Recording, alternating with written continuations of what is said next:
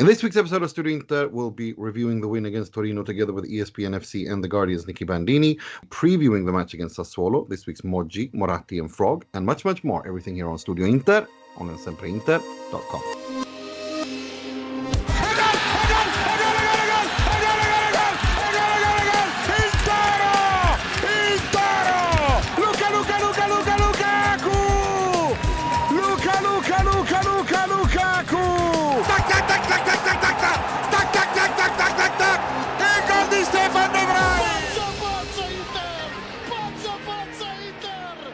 Benvenuti, bentornati to another edition of Studio Inter.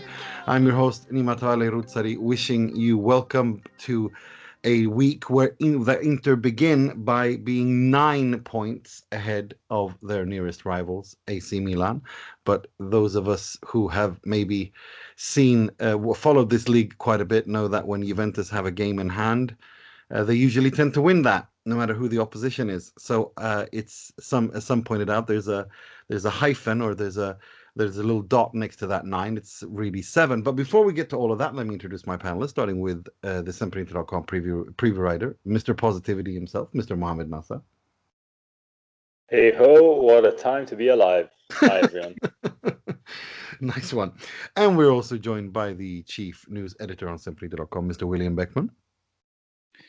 Hello. Amen to that. For sure. And we're also joined by our good friend he's a producer on TSN Canada, Mr. Michael Gallo. I'm so excited. I just can't hide it. Oh my God. I'm about to lose control. No, stop. Like it. No, oh my God. We apologize to everyone born after 1995 for that. But let us introduce our guest, who I hope she's still with us after that embarrassment from us. She contributes to The Guardian, ESPN, TalkSport, and many more. Welcome back, Miss Nicky Bandini. I'm trying to match that level of excitement. I'm trying to match what I just come into. But thanks for having me. Well, it's been 10 years since Inter were in this position, and 11 years if we're perfectly honest, because the 2011 season, it was more like Inter were chasing after they started with Rafa Benitez. But and that's, I'd rather never say those words ever again. But let's I'm keen to hear, because we've not had you on this season. You were on with us last season, but I'm keen to ask you how you've experienced this season with Inter, because it's been quite the roller coaster.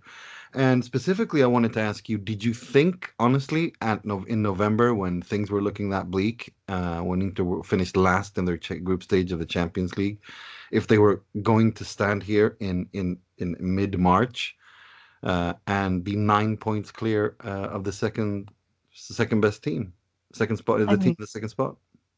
No, I would never have said they were going to be 9 points clear. But actually, I'm pretty sure if you go back and check on the day that the Champions League group finished, I think I tweeted, all right, but actually Inter are going to have just the league to concentrate on now, and will that mean something? And before the season started, I got stick on ESPN for predicting Inter would win the league. So I have sort of never really wavered in my thought that this could be his season.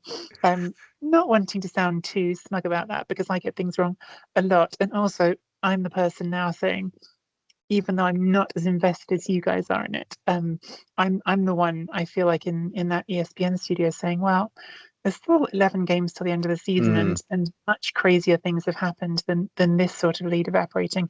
But I did think Inter had a really good shot this season, even after that group stage collapse. And partly that was not because I necessarily expected them to be where they are now. I didn't predict 7 wins in a row like we've just seen. I didn't predict the quality of football that I think we've seen over the last 2 months or so.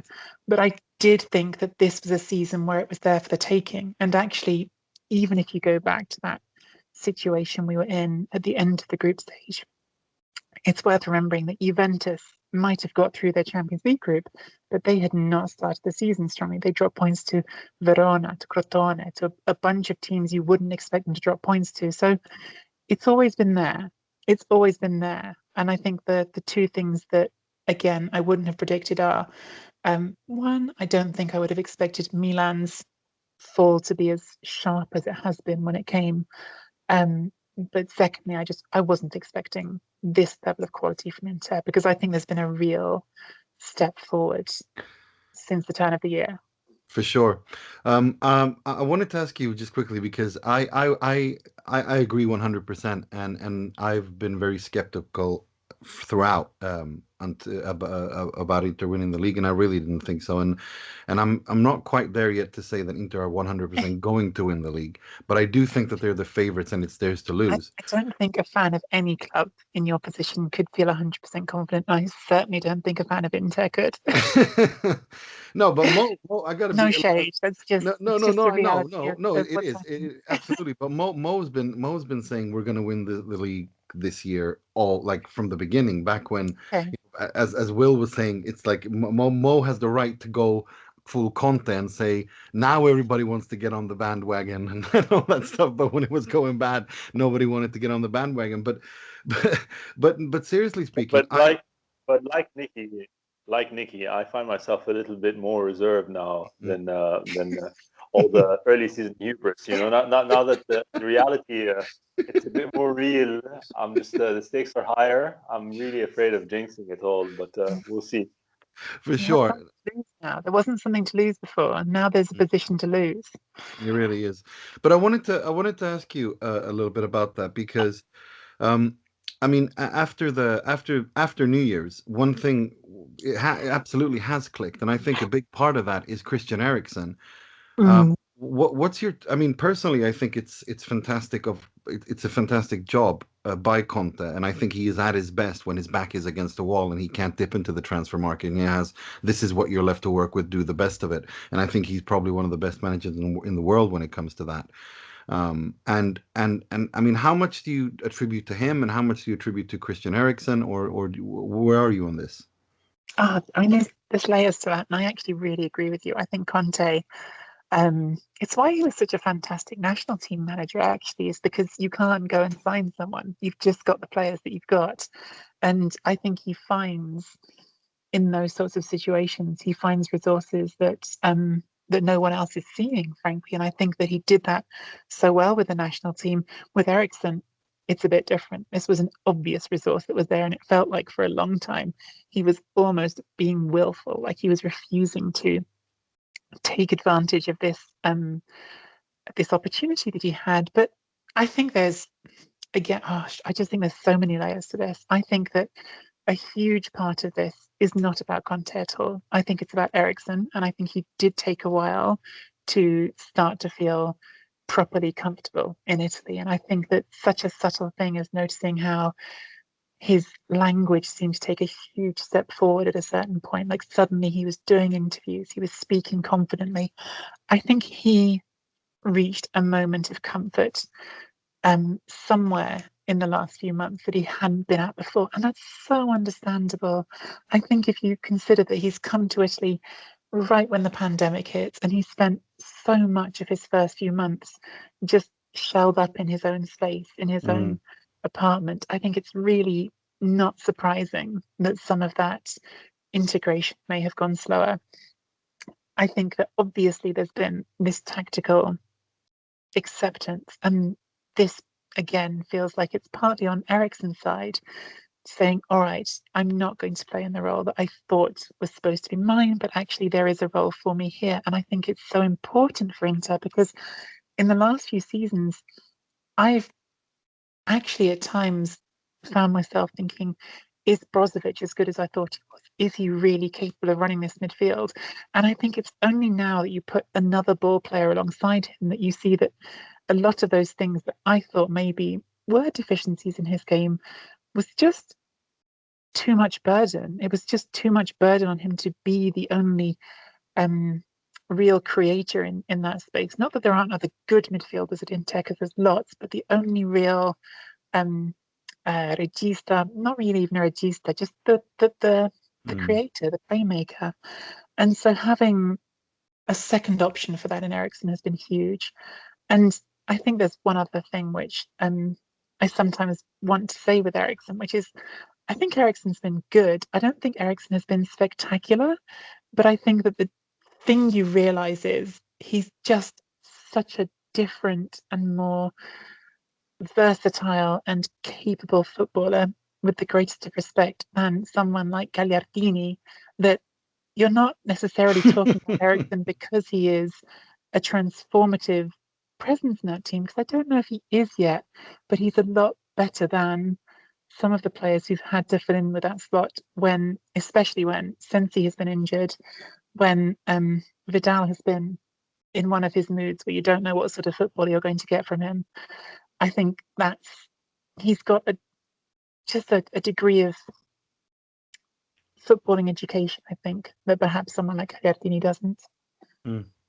Goat Liardini, as some of us call him, rather ironically. I don't want to throw him under the bus, but yeah, I think that this Torino game really, I felt it, that difference between the two of them, and just what they can offer you as footballers. I mean, we saw it even against Atalanta with when Vidal came off for Eriksen. That I mean, when Christian Eriksen is better than Arturo Vidal, even at this stage in his career, where I think Arturo Vidal has peaked, when he's better defensively than him, then Vidal is a great example of what you said before, though, about Conte and whether or not he's better off or not being in the checkbook. Amen. And look, Conte got one thing very, very right, which is Lukaku, and that alone, that one transfer, is fundamental to why Inter are top of the league right now. But he gets a lot wrong, for sure. I'm going to hand you over to Will. Did you have a question for Nicky? Yes. Hi, Nicky. Thank you for joining us. Actually, my question was kind of something that we've already touched on there in that previous discussion, but I just wanted to maybe take it a little bit further. And this may seem on the face of it quite a weird thing to say, but and it's maybe there's no answer, obviously, because it's kind of a hypothetical question. But I was wondering, is there an argument that actually all these off-field problems that have been plaguing the club since since the start of this year, certainly. I mean, obviously, maybe the financial troubles have gone back further than that, but really, when it's ramped up and we've had all this talk about people coming in and buying the club or investing into the club, it's been the last 3 months or so. Do you think that that's maybe actually helped our title bid? Because on the one hand, you have players like Eriksen and Perisic, who obviously might have left in January had Inter been able to maybe accept different conditions, or if they've been able to source replacements, and obviously they had to stay, and now they've become key players. You've got the Sanchez and Dzeko thing that didn't go through because Inter couldn't afford to spend a single penny on that deal. And also you've got this thing, as you said, of Conte bringing the best out of himself before anyone else when there are problems. So I don't know. Is there an argument that maybe if Suning were in the right place and things weren't sort of slightly falling apart behind the scenes, that maybe we wouldn't be 9 points clear? Is that mad to think that maybe this is a very strange blessing in disguise? I don't know, because so far we've basically not won every match since this started. It's really bizarre, the contrast between what's going on the pitch and off it.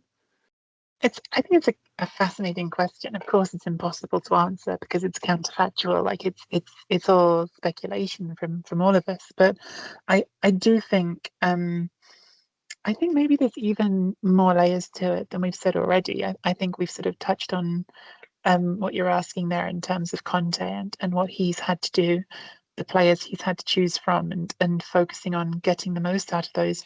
But there is this intangible thing that we see over and over again in football, where managers seek to engender that siege mentality, that feeling of us against the world. And of course, normally that's directed at the media or some other rival that you're creating in everyone's mind as this big overarching enemy. But maybe this season there's been a little bit amongst Inter of fighting against your own circumstances, of looking around and going, look, this is all weighing on us, but we can prove something. We can show that we're even bigger than these situations. And I think those subtle motivating factors, which are really hard to put your finger on, can be meaningful sometimes. And with this one in particular, it's a motivator that by necessity compacts the group, because as we've just said, no one leaves the group, no one comes into the group. So this situation obliges you to stay together, obliges you to say, right, we're going to roll our sleeves up and try to do something as one. I mean, look, I'm getting a little bit pop psychology here, to be honest, but I think I do. If you ask me what my opinion is, rather than some expert analysis, I think that stuff can make a difference. And I do think that, I don't know, I think that scene after the Atalanta game, the way they celebrated, it just felt like a group that has become very tight-knit, certainly. For sure. Mo, did you have a question for Nicky? Yeah, hi Nicky. So the recently skeptical Mo would like to get your take on your take on Juventus resurgence. Do you reckon that they're, from what you've seen in the last couple of weeks, and now that they're out of the Champions League and what have you, do you think that there is enough there for them to mount a serious challenge on the final stretch, or do you think that they've already dropped too many points, and whatever fight they have in them is just is going to be inconsequential? I think there will be a fight for a little while yet. I think that Juventus have played better in recent weeks. It hasn't been as good as Inter, playing, in my opinion. But there have been some really impressive performances, actually. I thought against Lazio they were spectacular, frankly. I thought after going one down, they played some really nice football. And I think there are things there that are really working, things that are really clicking. I think Federico Chiesa, I feel like I'm shouting about him a lot at the moment, because I did not have this level of expectation for him at the start of the season. Honestly, I thought that was a bad signing, and I was dead wrong. And I think that when that team lets itself let loose and play at pace and use those younger players they have, I think they're quite compelling to watch, actually. And look, the results since really quite early in the season have been pretty good, certainly since the middle of January, with the exception of losing to Porto and losing to Napoli. They haven't really slipped up a lot. So I do think people are looking at that 10-point gap and thinking it's a little bit bigger than it really is. Now, the counterpoint to that is, in 3 games' time, I think they're going to play that catch-up game against Napoli, and that's not a gimme. And if they don't win that game, and Inter have kept winning in the meantime, to me at that point it starts to look really, really big. You're relying as Juventus on winning that game in hand. And I think in broader terms, Juventus are relying on just winning an awful lot till the end of the season, because you have got to make up, even if you win that game in hand, 7 points. And sure, you can pin something on the head-to-head, but that's still a minimum of 2 games you've got to catch up on Inter. So the consistency required of them is really a lot now. But is the talent there? Is this, along with Inter, the most talented squad in the league? Yes. And are there some signs that Pirlo has got them playing better than before? Again, in my opinion, yes. I don't think personally that at the end of the season Juventus are going to be in first place, but I'm not as convinced as some other people are or seem to be that we're not going to have a race from here till May. I think we've still got some life left in this title race, personally. Agreed. Mike, hand you over to Mike. The floor is yours, Mike. I've got 2 questions for you, Nicky. I'll start with the first one regarding, I've gone back and found the tweet from December 9th of 2020, and I'm going to read it. I did. I'm gonna read it, and then it was at 4:56 Eastern time, so that's Toronto time. So I'm guessing in the UK that was probably around 9 o'clock. It says, "This is a dismal way for Inter to exit the Champions League, exactly as 2 years ago, getting the help they needed elsewhere, but failing to beat the perceived weak team of the group at home. That said, I do think avoiding third and Europa League may improve their chances at winning Serie A." So I did say it. you did say it. Hey, I'm just confirming what you said. That's otherwise. I mean, if it didn't say that, I would have just said anything. But you said it, and you get the. I'm gonna announce it, and that's good. But my question for you is, had they won that game, and they'd still be in Champions League, would you think they'd be in the same situation they are in right now? Would you think maybe they have dropped one of these last few games with a round of 16 matchup with whoever that could have been around this same time? Do you think they'd be in the same situation? I mean, again, these are sort of impossible questions to answer because there's so much that I don't know about that scenario. I don't know who Inter have drawn. I don't know whether or not players have got injured in those games. I don't know whether or not the momentum that carries in those games can also lift a team. There's a lot that is impossible to know. I will say one thing though. I think that the Inter team that is playing right now in Serie A would be more competitive in Europe than the Inter team that was playing in December. And I say this every single year with the Champions League. The Champions League is all about timing. The Champions League, you don't have to be great in September to December. You just have to get out the group. Where it's decided is the teams that round into form at this time of year. Now, Inter didn't give themselves a chance because they didn't get out of the group. But I think this Inter right now would be fascinating to see against some of these clubs in Europe. And I hope next season we'll get to see a better Inter in Europe. Certainly, though, whether or not they would have this winning record, I can't tell you really. That's speculating, but I do think it helps to have this much rest time when other teams don't.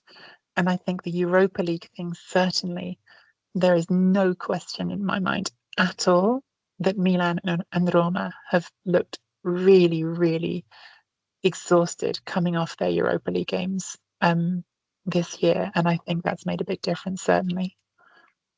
I do have one more question for you. It's about Barella. Would it be fair to say that he could possibly be the Azzurri's most important or maybe most talented player as we get, as we start approaching the European Championships this summer? I mean, you've put me in a bind here because I'm on an Inter podcast, and of course there are other players I might name who will be less popular in this room. I think he's going to be hugely, hugely important. I love Nicola Barella. I think he's such a brilliant footballer to watch. I personally am about as excited about the Italian national team as I have been.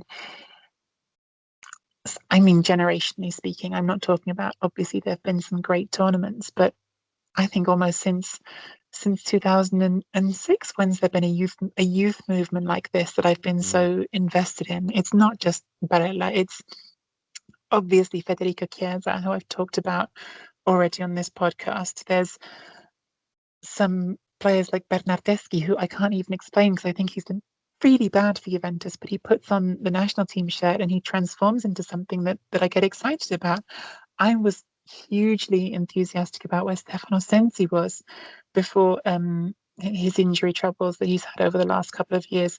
I'm even kind of excited to see what Belotti can do, and that's not something that I've felt through a lot of his career. He's not that young anymore, but I think he's started to round into something at an international level where he's contributing.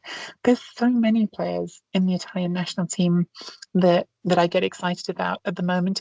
Probably if I'm going to name the three players who I think are the core of the future, I think it goes from the front to back through the middle of the team. It goes Donnarumma in goal, and it goes Barella in midfield, and it goes Chiesa somewhere in that forward line. But there's so much else to be excited about with Italy at the moment. I think we can not get just into one player and one club with the national team. I'm excited about a lot of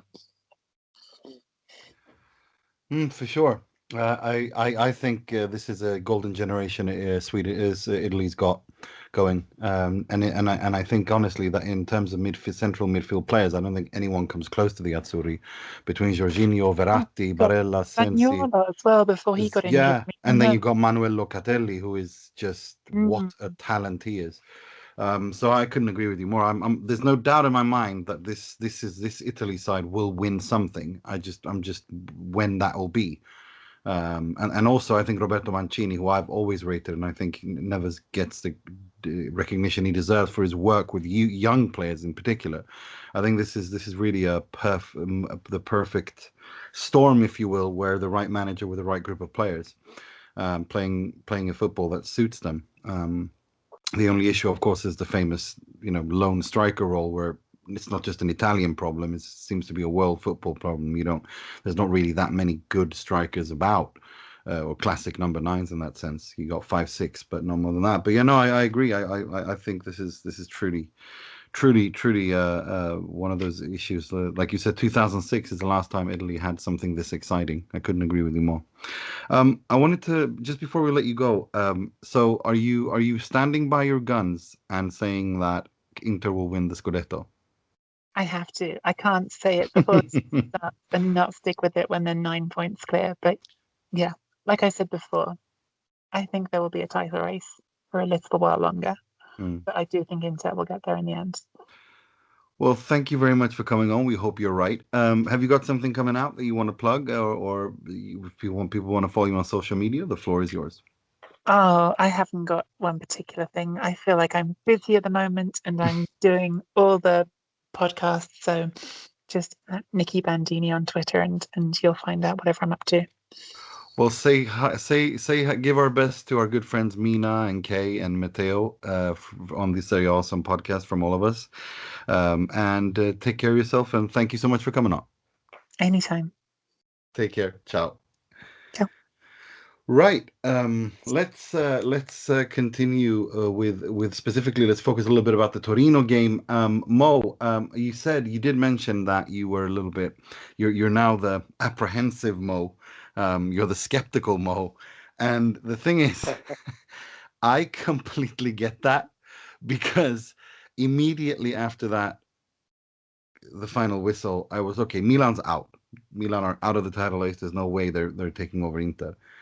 And then immediately that sinking feeling, but Juve are in it, because Juve has still have. Yeah. Sorry.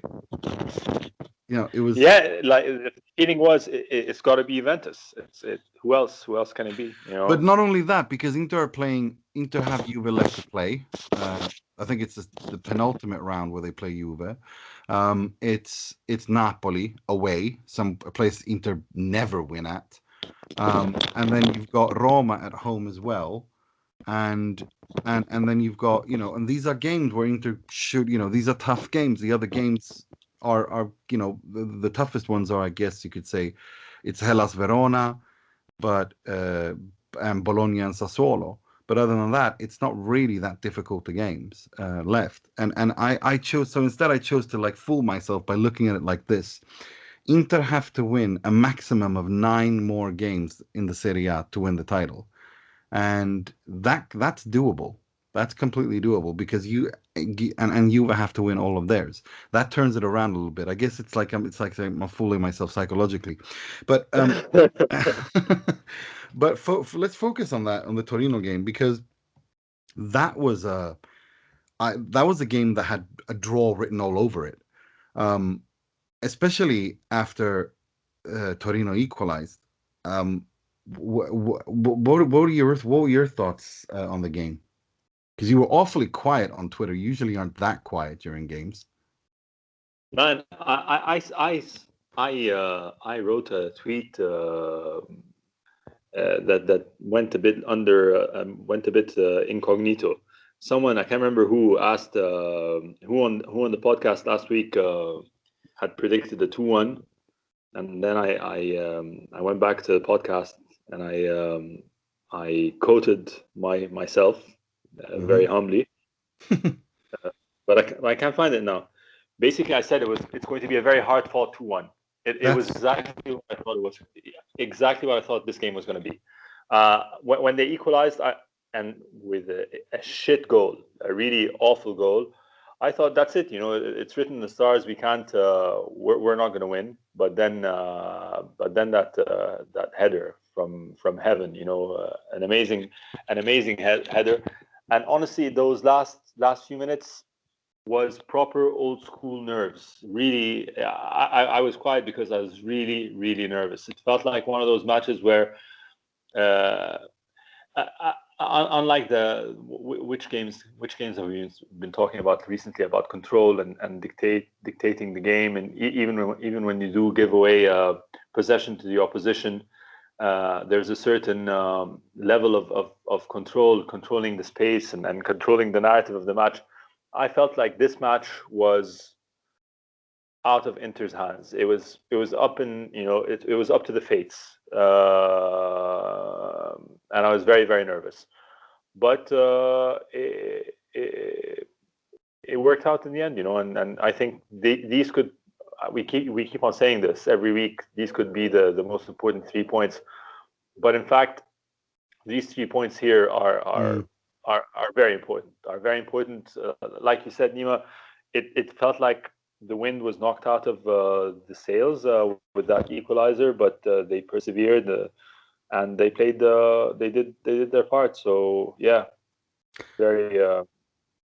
I want to talk about that equalizer before we get to the winner. And Mike, I'm genuinely gobsmacked here because I don't think the push in and of itself on Skriniar is an infringement.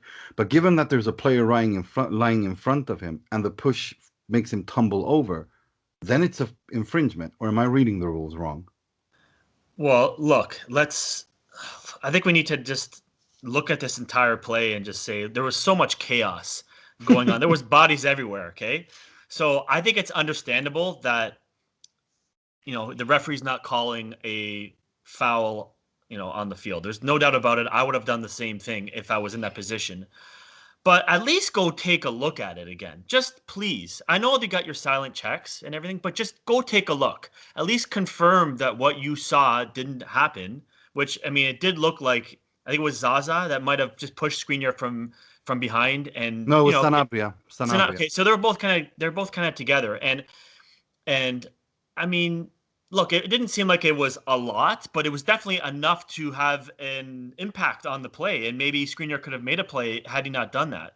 So all I'm asking is that VAR, or even, with so many things going on in the field, just go take a look.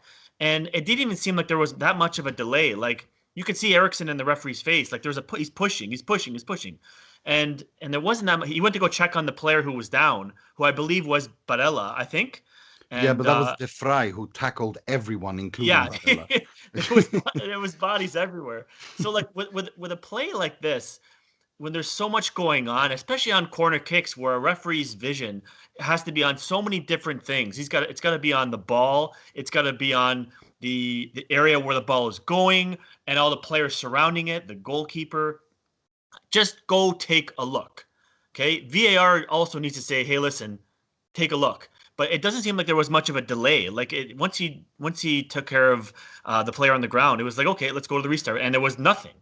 So I think it's just give me the benefit of just checking with the referee's eyes. Forget about VAR, what they're saying. You're the referee. Go take a look, because this is a goal. This is a goal in the late stages of a match and a potential, Scudetto changing result. We don't know that, but it could be.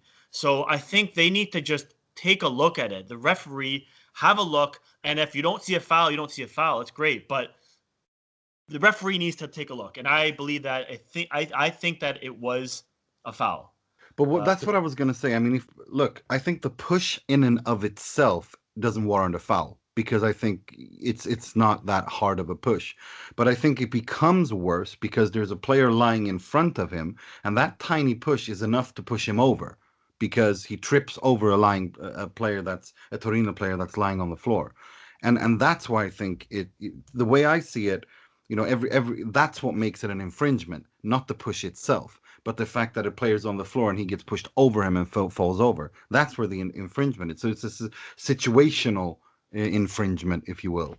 Am I reading it wrong, or how do you guys as referees look at these things? Well, I mean, I'm just correct me if I'm wrong, but the player that was on the ground was an Inter player, was it not? No, it was not. No, it was a Torino player. Well, I think you can't really blame if it's a Torino player who's on the ground already and they're not like trying to do anything about it. Then I really can't say that that player is responsible for just being on the ground. I still think that it's more about what the attacker is doing and the fact that it's impactful on the play. Okay. Not just a little push, but it's also, if he doesn't do that, then maybe Skriniar can make a play on it. So it's definitely, it's part of the whole play. So I do think that that's the most important thing there. Maybe I'm not seeing it the way you're looking at with a Torino player on the ground.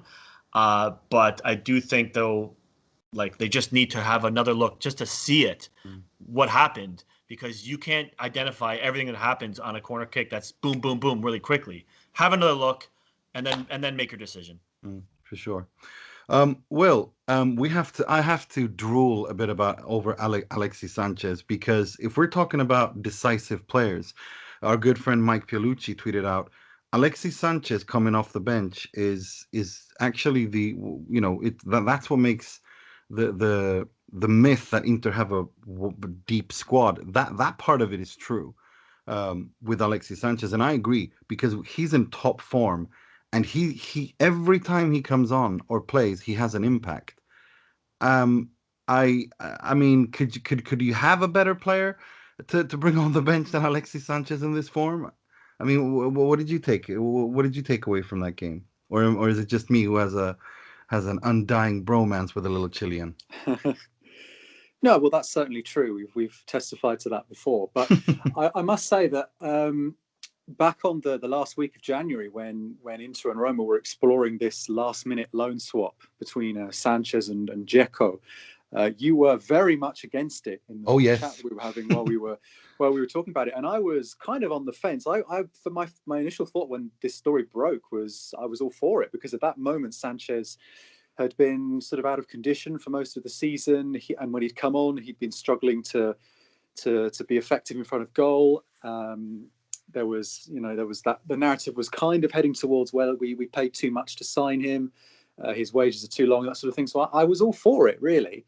But you have to say, in the last 3 or 4 games or so, he's really turned into the player that we needed him to be.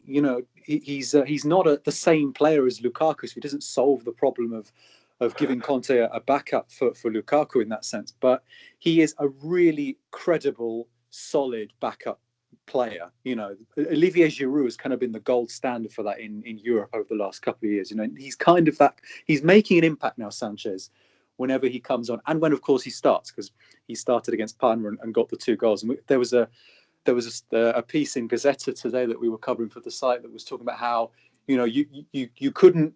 There are very few teams in Europe who could afford a luxury like Alexis Sanchez on the bench in this form. So I agree. I mean, he was always going to be crucial. Conte has been really, really adamant in public that the fringe players are huge. In his post-match interviews, he's not really been praising the players that are starting. He's been making sure everyone who's not playing remembers that they are important to him. He's been name-checking them. He's been name-checking Gagliardini and Young and Kolarov and Sanchez, players that would have not started or hadn't started for ages.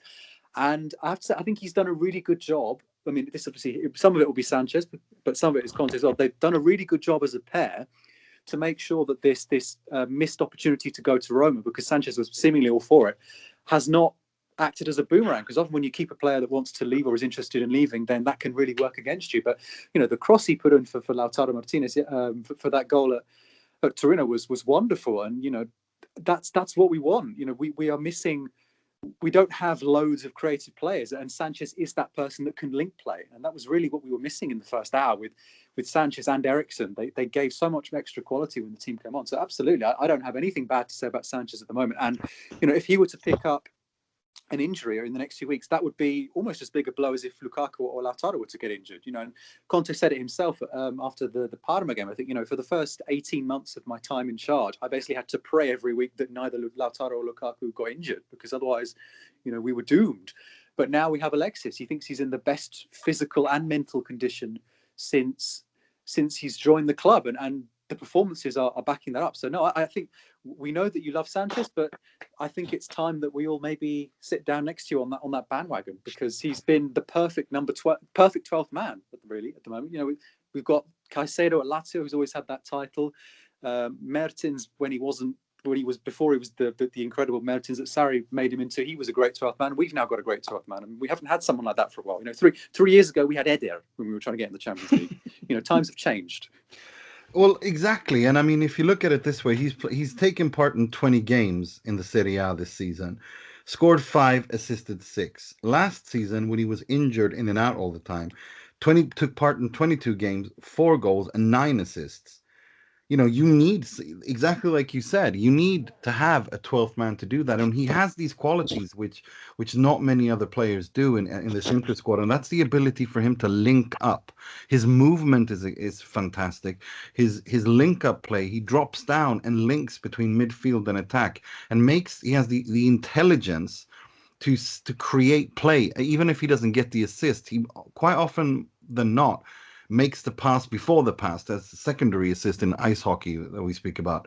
Like he does it all the time, and it's just, I mean, if this is, and if it took him about 18 months for him to understand Conte's training regime and for him to get into this form, then I hope he never leaves. I really hope he never leaves, because he's an absolutely quality player to have on the bench, no doubt about that. Let's move on to. I mean, it's 8 it's 8 games in a row. We've got Sassuolo coming up, then the international break, then it's Bologna and Cagliari, and we'll get to those. When the time be. But first, it's Sassuolo, and it's a Sassuolo who you don't really know where you have. They're in the middle of. They're right dead center in the table. They're a little bit in no man's land. They don't have a chance to go higher, and they're not gonna drop any lower either. Mo, what are your feelings going into this game? I mean, my personal feeling is that they are a good defensive side, but they're also a side that wants to play football. They're not Torino. So I'm more confident going into this than I was into the Torino game. What about you? Yeah, no, I definitely am more confident here. I think you're right in talking about the trajectory of both teams. I think right now teams that have something to play for are the most difficult teams to be up against. And a mid-table team is, towards the tail end of the season with really not much to play for, is the least threatening of propositions at the moment. I think we definitely have the quality. We have the week-long planning break for Conte to really, set his team up in what should be the right manner. So I'm fairly confident about this match. Although, I mean, we hate Sassuolo. Sassuolo's a banana skin team for sure. I was going to say. I haven't looked at what time of day the match is. Is it an early afternoon game, or is it? No, it's evening. Yeah, it's a Saturday night evening game. Saturday night. Yeah, no. In that case, yeah, let's make it a nice straightforward home win. I think I want to ask you about this Mike. When we play Sassuolo, we're playing against probably a player who we're going to play against quite a bit as an opposition player in over the next decade, who's going to be one of the most important players of that Juventus side that he's going to, because there's no doubt in my mind that Manuel Locatelli is going to Juve. Unfortunately, I would have loved to have him at Inter, but I mean, how do you think this midfield that Inter have will balance fair against that Sassuolo side? Well, I think you're right about Locatelli. I think there's no doubt that he's going to go to. Well, I mean, it's pretty high chance that he ends up going to Juve at some point, whether it's next year or the year after. I love him. I actually really like Sassuolo. I think they're a great team. I think if they were maybe a few points higher, they would be I would actually like their chances at making Europa League, but they're just a little bit too far out with Lazio ahead of them. I really, really think that, Inter is obviously due for a bad game. And I think they had a bad game against Torino, but they were, they got a little bit lucky. I think that this might be that one game where, okay, now Inter's finally rolling, but we all know that Juve is going to make some kind of push into the gap is going to get tightened. And I don't think that it's going to go any further with this continued trajectory as it's going right now. I mean, I look at the next 3 weeks and I see Cagliari, Bologna, and Sassuolo. I think that Sassuolo is the hardest game of those three before we get to Napoli. So I think that this game is possibly going to be the one that we draw or lose. And I feel like the games against Sassuolo the last few years, they've been kind of all over the place. I think it was a few years ago we had that game. I believe it was 7-0 or 7-1, and then they came back and beat us the next time. And look, if we're gonna continue in this trajectory, I mean, I think Locatelli is a player that you gotta obviously eliminate. But I mean, they've got more than just him. Obviously Berardi, and I believe they've got Caputo up top, and Juricic. They've got lots of options, and I really like. I watched their game against Verona. It was a great game, exciting. I really think that this is the game where I think everyone's getting confident now, and this is the game that we step back and say maybe it's a draw or a loss. That's just the way I look at it. I think that we can't win every game the rest of the year, obviously. And of the next month, other than with Napoli, I think that this is probably the toughest game that we're going to face. And I think a draw is the most likely scenario for me. Yeah, that's kind of what I was dreading. Will, where are you on this? I'm pretty much in the same place as Mike for two reasons.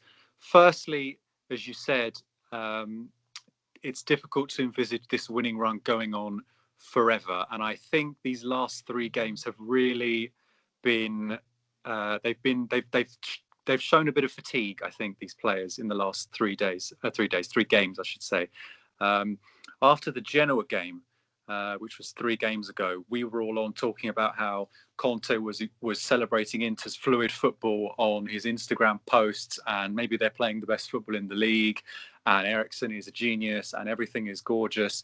And since then, we've had 3 victories, but 3 very different victories. Victories where, for one thing, we haven't scored at all in the first half, which is back to what we were doing at the start of the season when we were starting games slowly. Stodgy wins. Games where episodes could have turned things in a different direction. You'd think about Lianco in the first half on Sunday when he somehow managed to not score from a yard out. Those moments, we needed help from those little moments to get those wins. And I do think that if we continue to play like this, we will get caught at some point. That's not to say that it's going to derail our title challenge, because we've got these wins. Nobody can take these points off us. And that's the whole point of building up a league. We are able to have a slip up now, so it wouldn't be a disaster. But I do think at some point in these next 3 games we're going to slip up, and I agree that Sassuolo could be the one where, not necessarily for the style of game, but just because, number one, because you said Sassuolo will open up and will, in theory, allow us to play football, which obviously Torino didn't. So tactically it might suit us, but in terms of the mental fatigue. And just the law of averages, I think we're due a draw maybe. So that would be my prediction. The other reason, of course, that I wanted to sound a word of caution ahead of Sassuolo was that we talk a lot about this Sassuolo hoodoo, but actually at the Mappe Stadium, we've got quite a good record. We've won 3 of our last 5 games there now. At San Siro, we have not beaten Sassuolo since the 7-0 in 2014. Yeah. That is still our last home win against Sassuolo. That was 5 games ago. And you look at some of the games that we've not won in that time. We had the 3-3 draw last year with Gagliardini and Magnani, who's never scored a goal in his life, scoring in the last minute and all of that.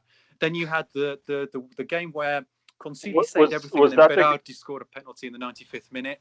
You had Gemello scoring. You had the Sassuolo game where everyone thought we were going to win 6-0 because they had nothing to play for in the penultimate weekend of the season. And then Politano scored a free kick and we lost 2-1.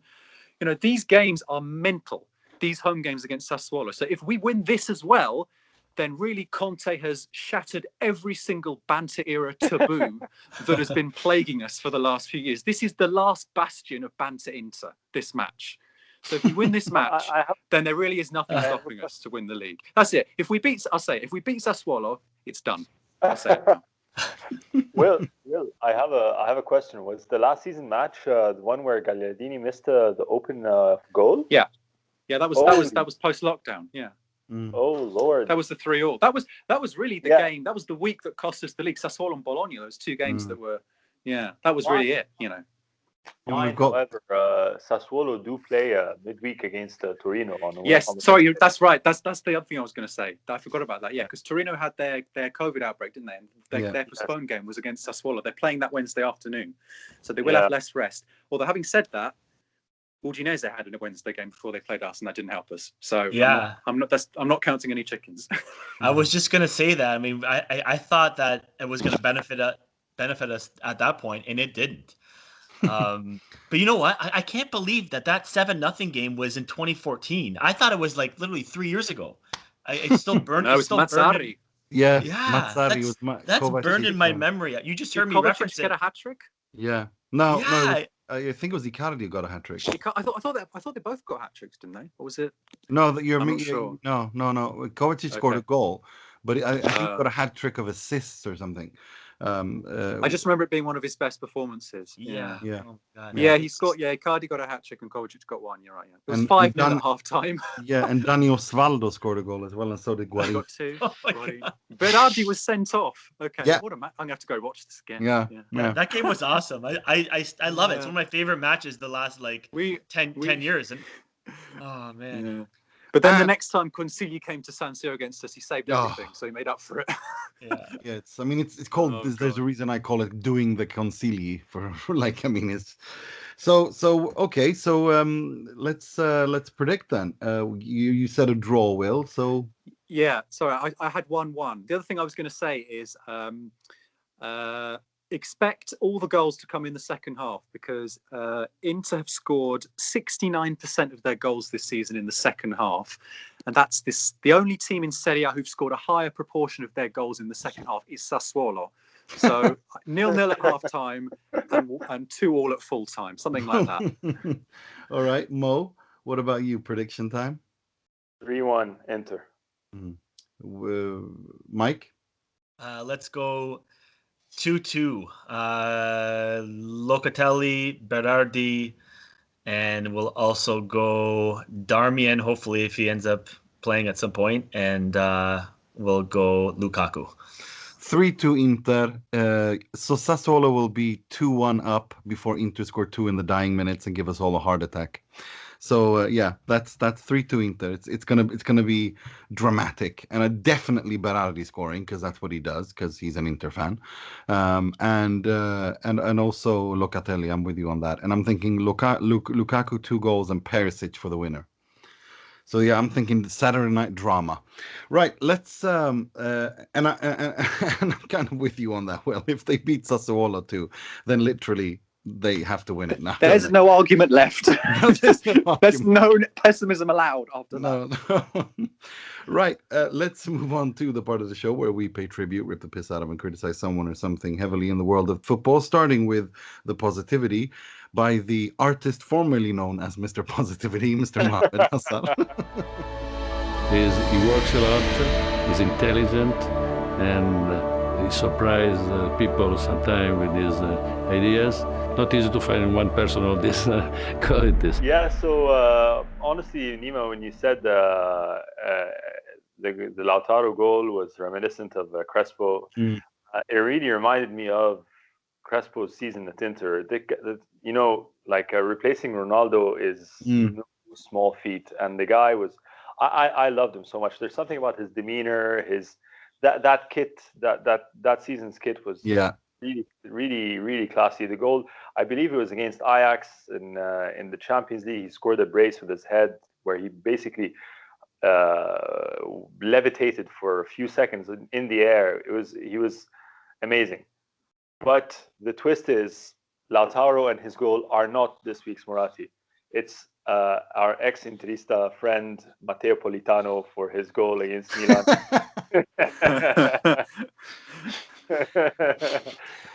That was the best goal he ever. Most important goal. That's what I was going to say. That's the best goal he's ever. That's the best thing he's ever done for Inter. That, like, yeah. Apart from when he caught that cup of beer in that PSV Eindhoven. That was pretty class as well. But yeah, no, that goal, and then you know, I don't know, something like you said. I don't know if it was you or Nicky who said it earlier, but the feeling that, you know, it's not going to be Milan who chase Inter now. The reins have been handed over to Juve, and I think that match, that goal, is that watershed moment in their respective season, you know. Agreed. And yeah, so he's my Moratti for the week. For sure, and I couldn't agree more. Right, let's move on to something much more comical. This week's Frog, which will be presented by Mr. William Beckman. È clamoroso! Autogol di Ranocchia! This actually happened pretty much while we were recording last week's podcast. It's Cristiano Ronaldo, would you believe? I feel like sometimes they pick themselves. There was a very funny moment after the match when the Porto boss didn't get any questions in his post-match press conference, which I thought was very funny. But actually, that was to do with a Zoom link that had been sent in the wrong place or something. So I feel bad nominating him for that. But come on, right? Juventus signed Cristiano Ronaldo almost 3 years ago now to complete their Champions League puzzle. They'd lost in 2 finals, and the other 2 they'd gone out under Allegri with Bayern Munich and Real Madrid, always in the last minute. The sensation was that they were right there. They just needed to be pushed over the line with that little something extra. And since then, they've lost to Ajax, they've lost to Lyon, and they've lost to Porto. And in the game against Porto, bizarre game. They maybe were unlucky in certain places, but it's still a huge failure, and they deserve to go out. So there's no question about that. But of course, Juventus' Champions League story is tragic comic. It's really quite reassuring that even in these COVID times, some things will never change. And not only did they go out against 10 men, not only did they go out with a free kick with the ball going underneath the barrier. By the way, they could have done with Brozovic's crocodile act there, but obviously they forgot about that. But it was Ronaldo in the wall who turns his back, the man who was meant to get them to win the Champions League, who let Sergio Oliveira's ball skid along the wet Turin grass into the bottom corner, and condemning Juventus to another year of embarrassment, of shame, of mockery, of all the above that we love. It's become an annual appointment, and I quite like that. So obviously there are question marks over whether this will be negative for us in our league charge, because now they're coming for us in the league. But Cristiano Ronaldo, that was a great moment, and I'm not going to pretend that I was upset when all that was going on, because frankly, I wasn't. I have to say, I was watching Sky Italia, and afterwards, Fabio Capello was foaming at the mouth with rage at that wall, saying things like, you know, when I was a coach, I always told my players, if you're afraid of the ball, tell me it's okay, but you can't stand in the wall. If you stand in the wall, you have to face the ball. And then someone joked and said, what about the crocodile? And said, you don't need the crocodile when you have players who aren't afraid of a ball. He was fuming. Like that was his like that pissed him off. Not because not because of Juve, but it was the fact that players afraid of the ball. that drove him, like that put him over the edge. But as far as funny things go following that, there's a couple of things that really that I really laughed at. One of the things was I was told by a Portuguese colleague that basically the after the game that night, I think it was Tuesday night, there was a massive increase. They saw a Christmas boom, almost they called it, in terms of merch. The Porto online store, where about and the majority of that boom came from Italy, where people were buying Pepe and Sergio Olive, they were buying those jerseys. About 20% of their a 20% increase overnight from people in Italy buying Porto jerseys with Pepe on it. Which just goes to tell that petulance in football is absolutely brilliant. But I think the best thing is their speaker. Porto's speaker is now under investigation and put on kind of not leave as such, but he's being investigated by the club for his behavior, because after the game against Juve, he screamed out, "We've beaten the thieves from Italy and that pig Cristiano Ronaldo," which is and obviously the reason for the Porto fans hate Juve because of the Cup Winners' Cup final in 1986. It was Porto's first European Cup final, and they perceived that they were screwed by the referee. Surprise, surprise. So they have no love lost for Juve at all, and they made no secret of demonstrating that. So yeah, no, it was quite the night. Right, let's move on to something much more negative this week's Moggi, which will be presented by Mr. Michael Gallo.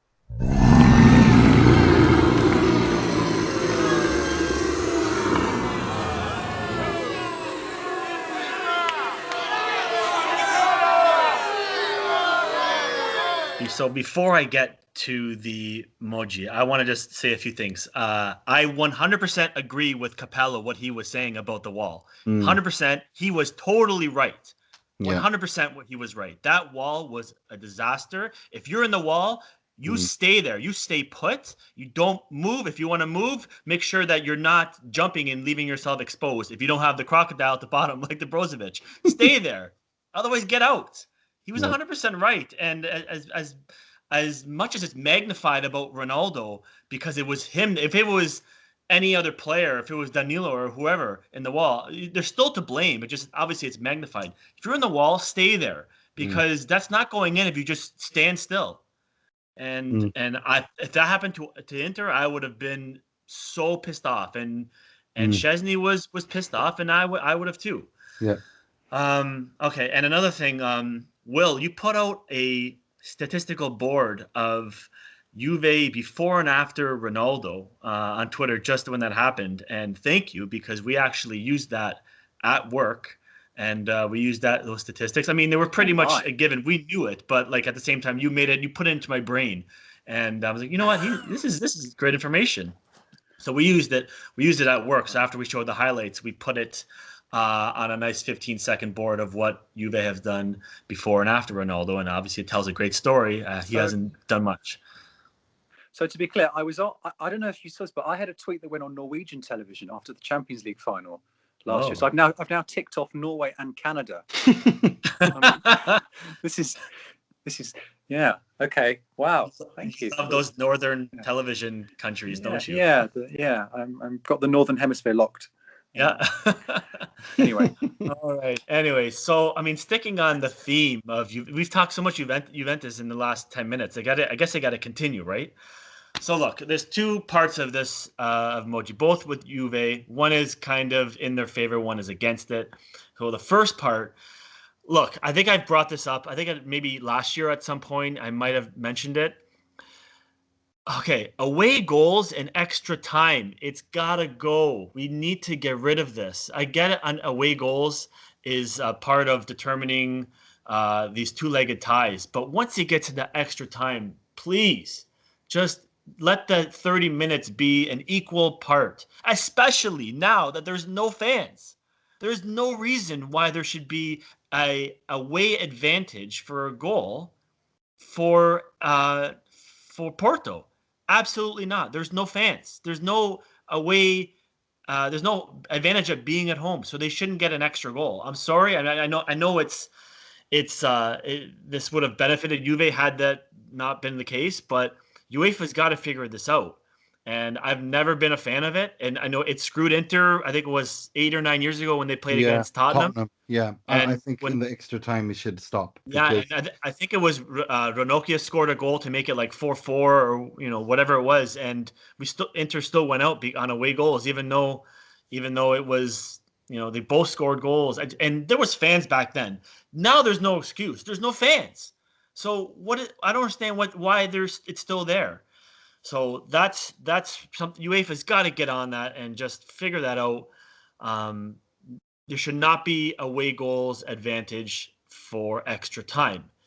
Having said that, that would have benefited Juve, and maybe they would have went to penalty kicks and whatnot. But I want to look back at the Juve Cagliari game when Juve was up 1-0, and Cristiano Ronaldo went in on a tackle. He was actually going. Sorry, not on a tackle, but he was going, making a play on the ball that was going towards goal, and he put his foot out against the goalie Alessio Cragno, and he got him right in the face, and he didn't get sent off for that. And I watched it a million times, and I'm like, I was very surprised that Ronaldo did not get sent off, and maybe it's because who he was. But I looked at it so many times that you cannot expose your cleats in a situation like, I don't care if you're going for the ball or not. But he was guilty of serious foul play on that situation.